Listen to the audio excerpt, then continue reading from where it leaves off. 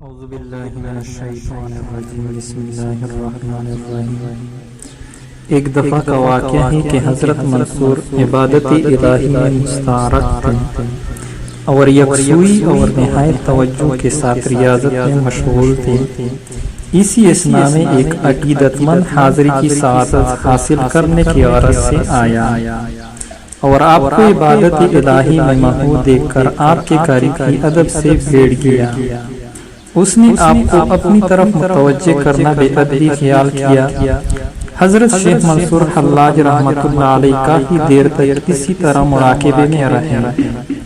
ارد گرد کے ماحول سے بے نیاز اپنے حال میں مبہوت تھے کہ اچانک ایک بہت بڑا بچھو آپ کے عقب سے نکلا اور آپ کے گرد چکر لگانا شروع ہو گیا۔ اس بچھو کو دیکھ کر آپ کے پاس بیٹھے ہوئے عقیدت مند کے خوف کے مارے چیخ نکل گئی۔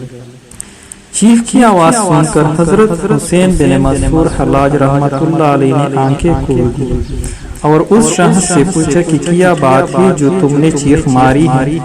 اس نے جواب دیا کہ ابھی ابھی ایک بہت ہی زہریلا بچھو آپ کے پاس گزر گیا۔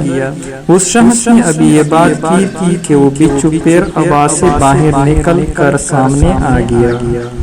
اس شخص نے آگے بڑھ کر بچھو کو مارنے کی کوشش کی مگر حضرت حسین بن منصور حلاج رحمۃ اللہ علیہ نے اسے سختی سے منع کر دیا اور فرمایا یہ پچھلے 12 برس سے ہمارا ساتھی ہے اور اسی طرح ہی ہمارے گرد گھومتا رہتا ہے۔